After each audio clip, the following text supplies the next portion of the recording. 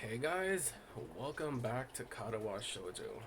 But before I get into it though, I would like to remind you guys to give the video a like and be sure to be safe from wherever you're watching and to enjoy. So when we last left off, we had we had lunch with Emmy, Rin, and Lily and Hanako on the roof. We had a bit of a scare on the roof with the good old big, so with the big A, and we hung out with Lily, Akira, and Hanako before we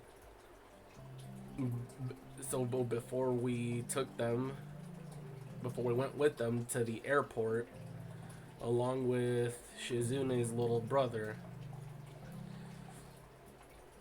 And then some time has passed, and so on and so forth.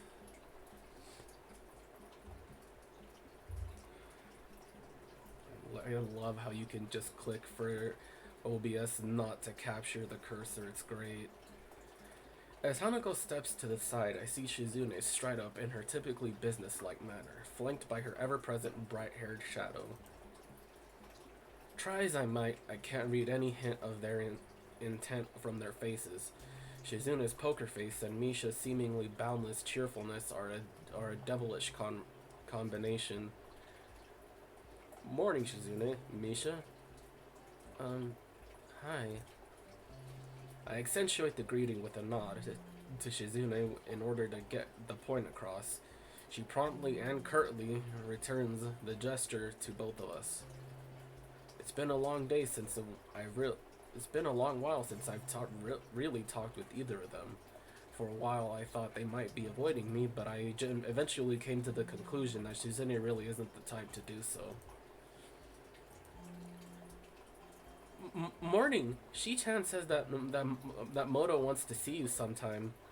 Because of this statement, my face contorts off as if I'd just eaten spoiled food, giving Misha no end of amusement.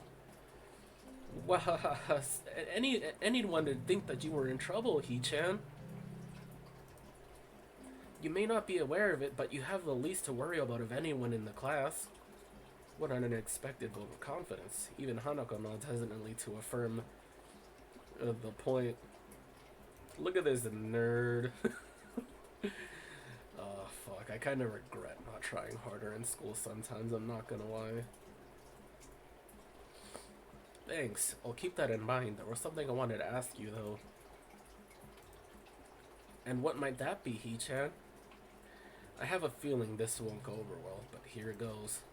Is there any reason why you and Lily don't get along? It seems like even a little civility would help you both in your duties. Shizuna's cold stare after Misha happily signs the word stops me in my tracks. In hindsight, I really could have worded that better. Out of the corner of my eye, I'm sure I see Hanako move back just a little.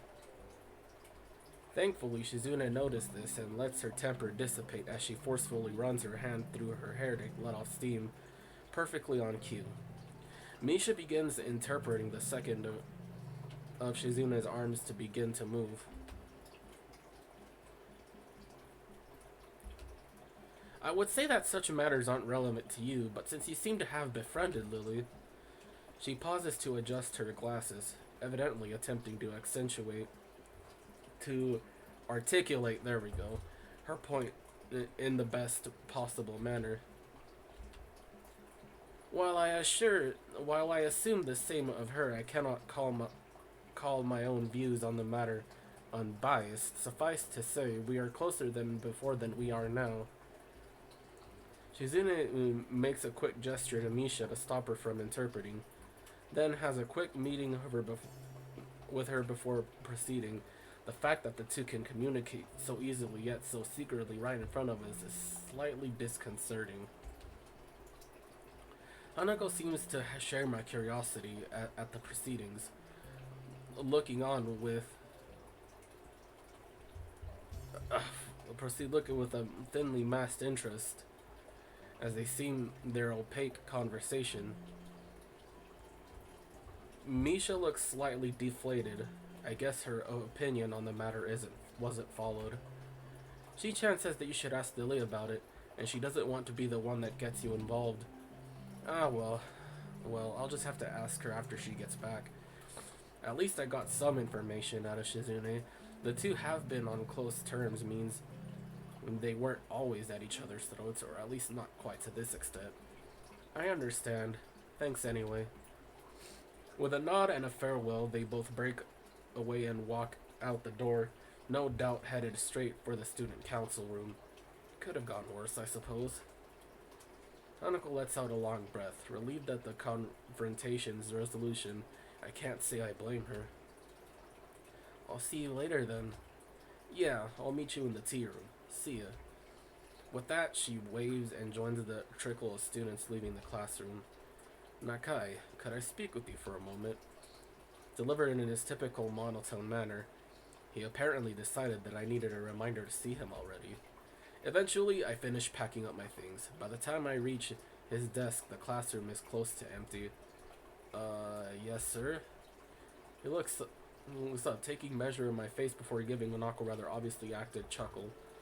No need to feel guilty. You're not in any trouble. I just wanted to ask you something. I've needed a few more other students so far. That's something, at least for the moment. I thought a maximum of keeping my head down and pen had failed me. So what did you want to talk about? To start with, what do you think your progress in this class so far? Good? Bad? I detest that kind of question. For a fair amount of time, I try to think of the response that is neither pathetically humble nor cocky. I'd say I'm doing okay. The work doesn't seem too hard. And I'm doing better in the test than I thought I would. That's a good answer. A correct one, too. Then I give a mental sigh of relief at his satisfaction. To say that I don't gain a little pride from his comment would be a blatant lie. In the maelstrom of thoughts clouding my mind after learning that I'd be transferring to Yamaku, my school grades seemed utterly unimportant.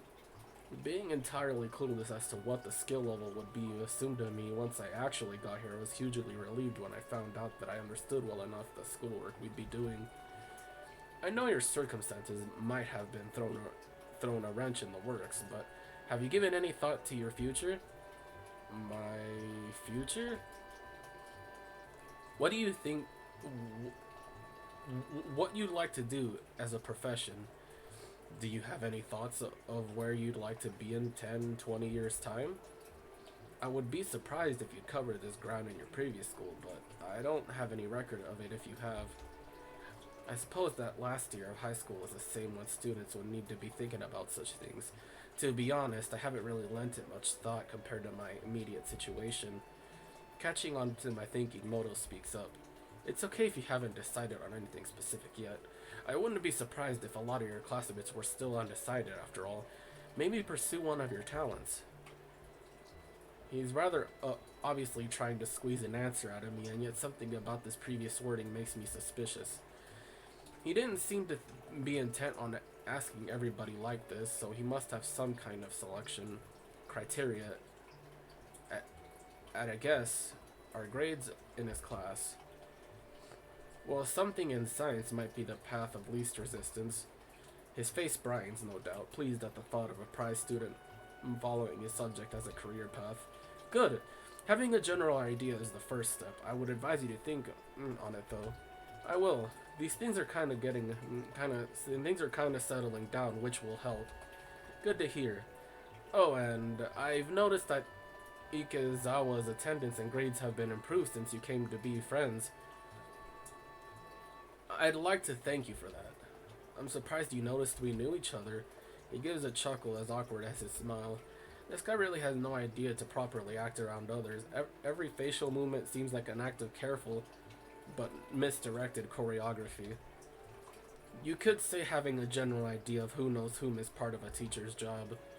Catching himself before he goes off into a tangent, he loudly coughs into his hand. I'm sure you have things to do, so I'll stop there. Please, do think about where you're headed from here, as you don't have long to go before you finish high school. I will. Thanks. The brief talk ended. I take my leave. He goes back to fussing with the teaching materials on his desk. This is one of those times I'm envious of Lily. Almost maddeningly so. To have one's future so clear and so assured, yet working towards it from a very young age. It's an idea so utterly irreconcilable with my own thoughts, mired in the present day just as they've always been.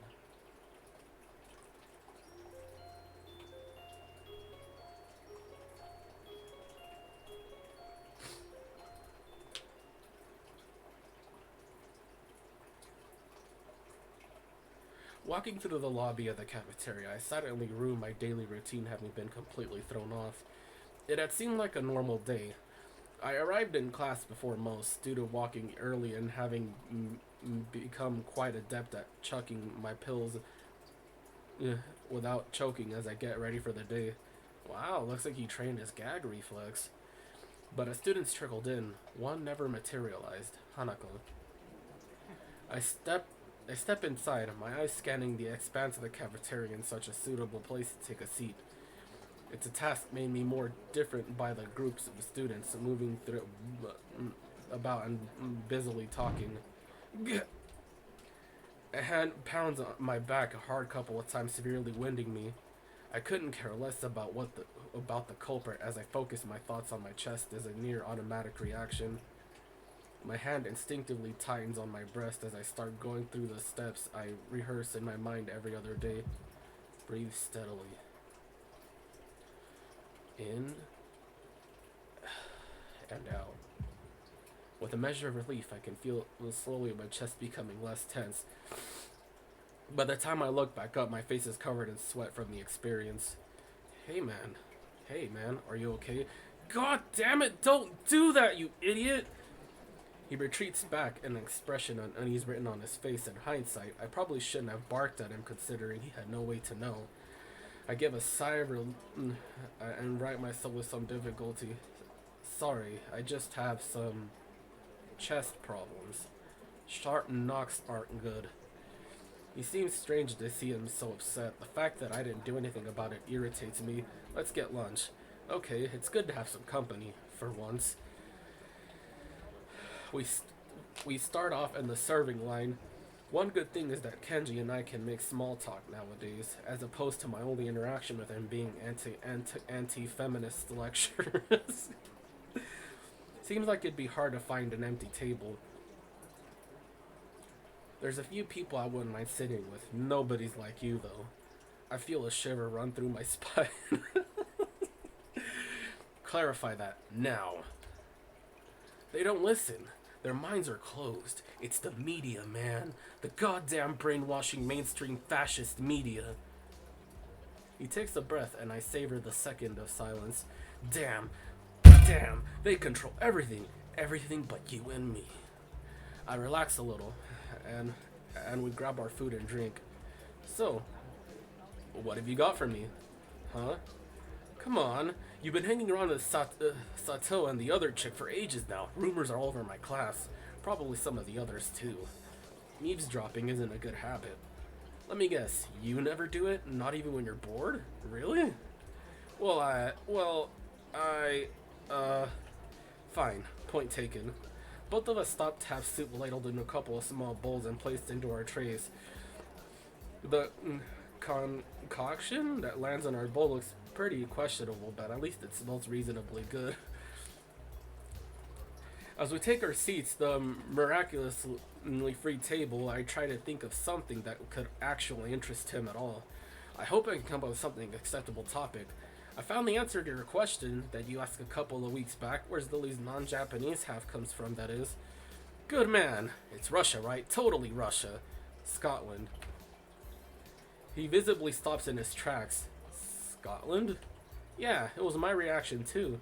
She speaks English fluently and everything. Damn it! Do you realize what this means? How terrifying this news is to me? Ignores insane ramblings. Okay, here you could do either or. It doesn't matter. but just for the content, I have no idea what this means. Enlighten me. I just lost 1,000 yen, man. 1,000 yen. Damn, this is the worst day ever. Okay, just for posterity's sake. Because you guys already know I'm a filthy American.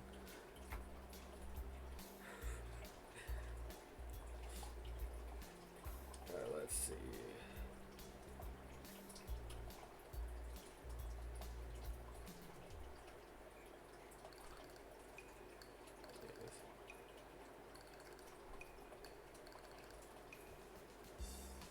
Okay, according to a quick Google search, 1,000. So Kenji lost $7.32 by today's value and everything. Kenji lost $7.32.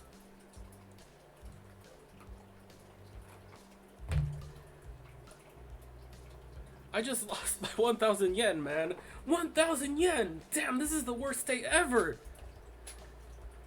You're kidding me.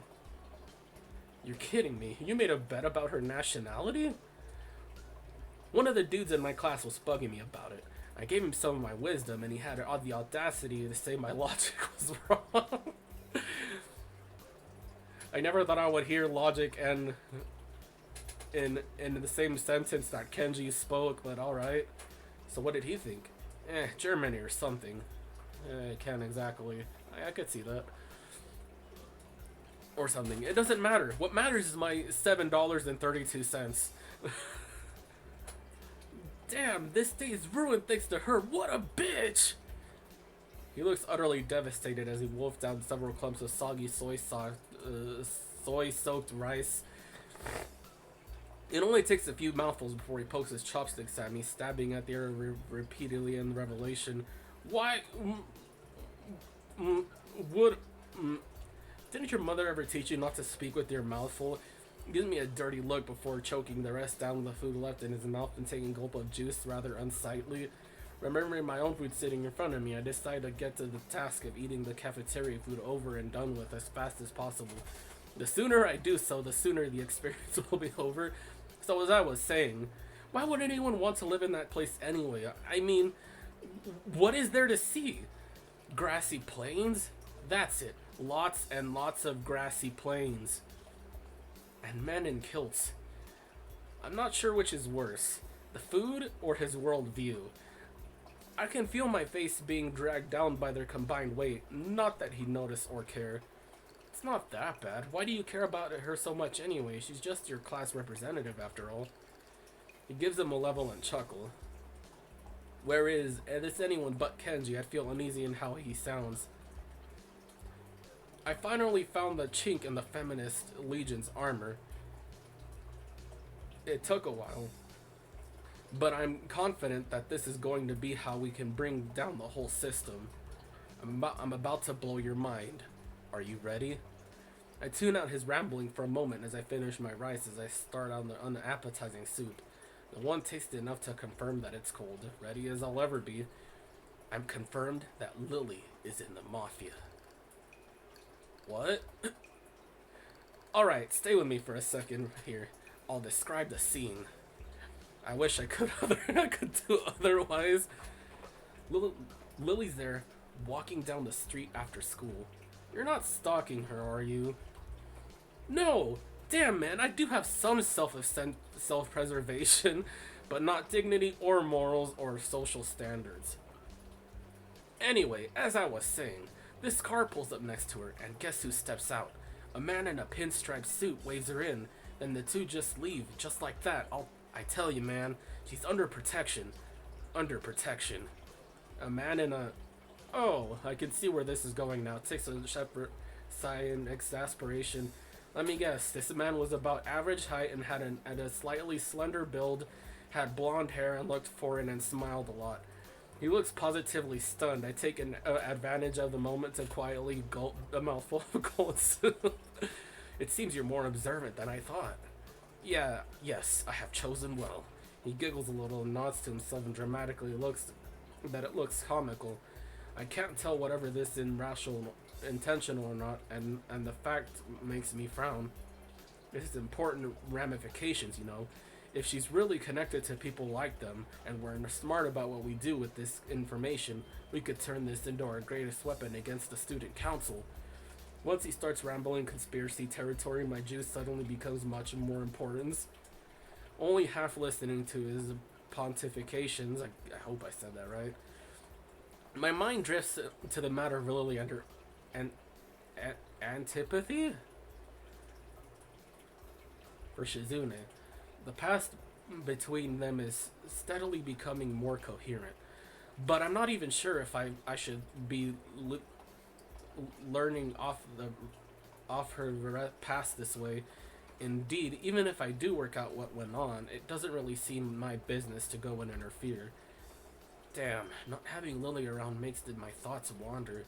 I'm noticeably more bored and sullen without her company, and the same goes for Hanako. We all do during lunch is more eat. All we do during lunch anymore is eat and play chess. Come to think of it, I need to go check on Hanako after school. Considering her much improved attendance, I'm guessing I'm guessing she's come down with something. Oh, Nakai. I stop as I'm about to leave the classroom, turning on the ball of my heel to meet Moto. He's holding out to me a couple of the worksheets we'd worked on during the day with his long, lanky arm. Would you mind giving these to Ikezawa? I don't normally ask one of the girls to do it, but I assume you'll be checking on her. For a moment, I briefly consider the possibility of that being more than an innocent prediction. I quickly discard the idea, though, as it's hard to think of him acting in such a Machiavellian way. It's not in his nature. Sure, no problem. Walking up to the hallway of the girls' dormitory, several ideas of why Hanako's been absent float in my head. The most obvious of them is just a simple cold. That said, she may not even be sick at all. It's been almost a week since Lily left, and despite her at least appearing to be normal, I suspected she's somewhat more insecure about it than she's letting on. Eventually, I come close to Hanako's dormitory room. In simple brown doors separating us, her room's position next to Lily's is extremely convenient, and probably a large contributor to their meeting in the first place. Well, you can't really be next door to somebody and really not talk to them because you'll run into them eventually. Like Hisawa and Kenji, they're literally right across the hall from each other. They're going to run into each other like it's, I don't want to say 50-50, but I like 60-50 around there. But 50-50 would be the safe margin to say, I guess. Grimacing slightly at the prospect of her being sick, I wrap my knuckles on the door. Silence. I listen intently for any sound of shuffling coming from the inside, but I can't hear a thing. I knock on the door again, slightly harder. Still no answer. How strange. A door opens behind me. A freckled, somewhat scrawny underclassman I don't recognize comes out and briefly taken off guard by my presence. Hi.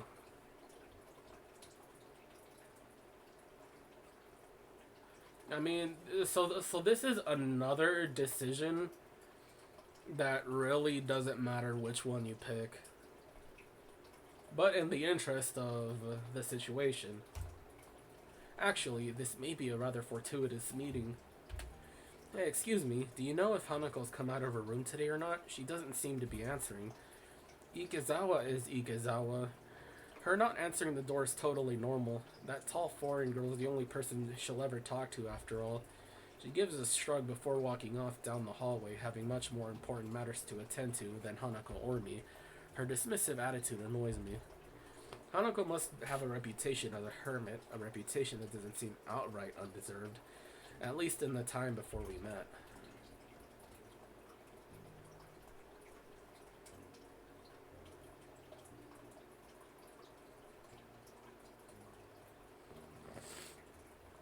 Scratching my head, I make one last attempt at getting Hanako to answer as I knock on the door one final time.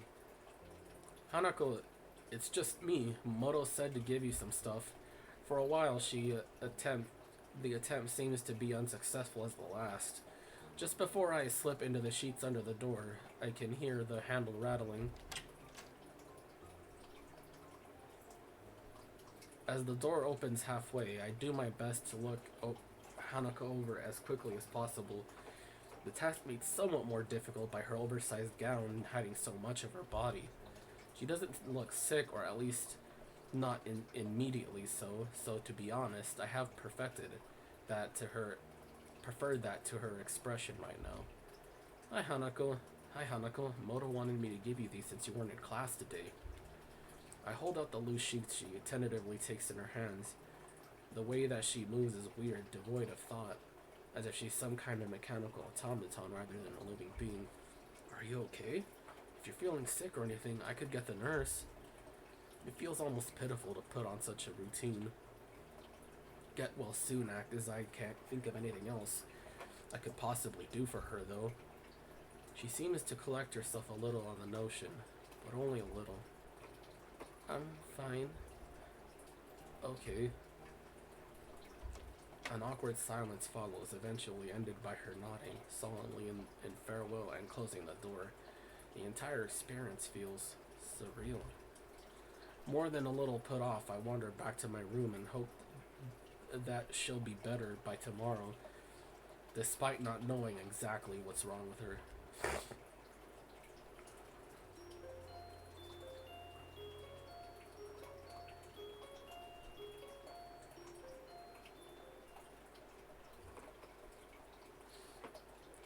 Once again, I find myself in front of Hanako's door, after another of her unexplained absences from class.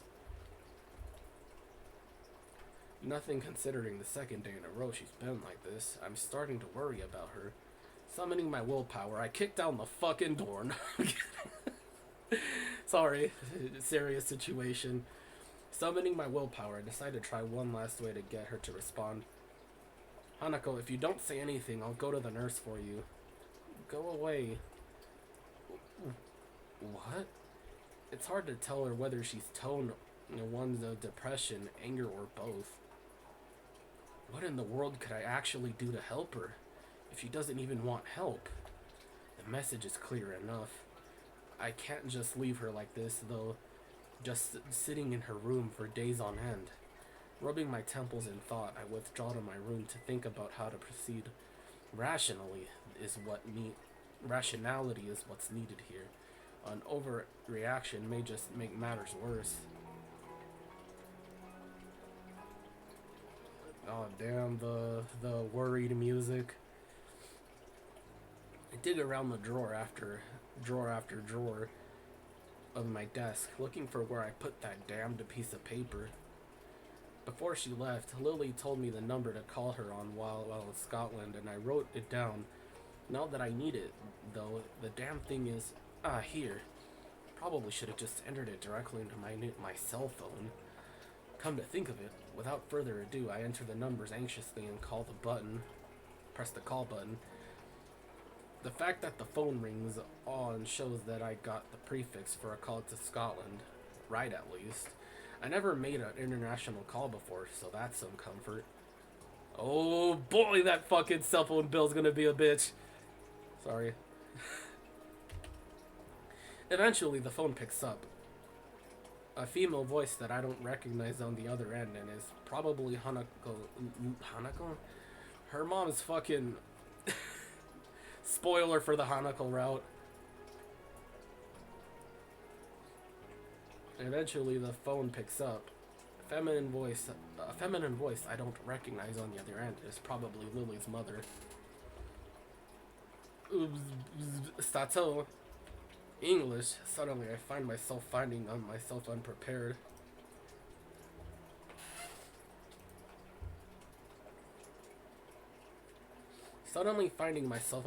I realize I don't understand a word she says, either due to my very limited vocabulary or her heavy accent. I should have anticipated this, since according to Lily, her mother is native Scot. I consider that she must know some Japanese, considering it's her daughter's native language. Um, it's Hisao Nakai speaking. An enthusiastic sound of realization that she can be heard as he recognizes the language. My feeling of relief is immense. Ah, you must be one of Lily's friends from school, correct? Even so, her accent means I have to concentrate to work out what she's saying. Yes, that's right. Pleased to speak to you, Miss Sato. It's nice to meet you. It's nice of her to find someone so polite. Lily, dear, it's for you. Her mother seems nice, if a little overenthusiastic given the mundane situation.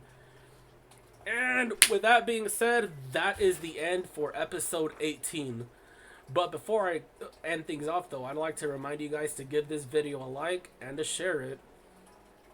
And be sure to follow my socials. You can find them in the description below and in the about section of my channel. And whilst you're at it, join the community Discord. It's completely free and it's a nice place for you to talk with like-minded individuals that like the same things that you do. Anime, music, video games, and the like. That being said, I'll see you guys next time. Peace. Wait, that's not my, this is my thing. Okay.